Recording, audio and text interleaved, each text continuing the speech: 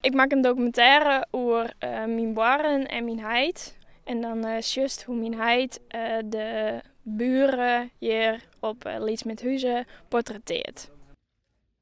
Mijn motief is eigenlijk hoe verschillend iedereen is.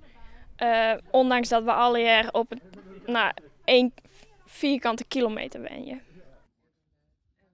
Eigenlijk al 25 jaar geleden van plan om de buren te schilderen. Om een soort als een project, zeg maar. Maar dat is er nooit van gekomen. En nu met Hanna is het natuurlijk nog extra leuk dat zij dan ook nog eens een documentaire erover maakt.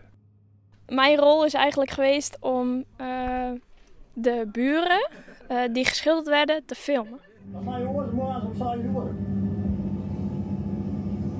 Het was een hele invasie bij alle woonkamers waar we binnenkwamen.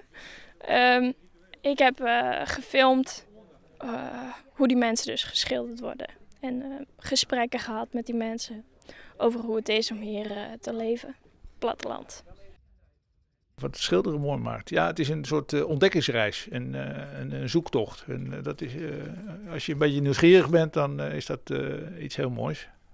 We hebben dus eergisteren geopend voor de buren die geschilderd zijn. En er werd luid gejuicht en geklapt. En iedereen vond het schitterend. Dus ik denk dat ze tevreden waren. Zeer geslaagd, ja. Ja, zeker.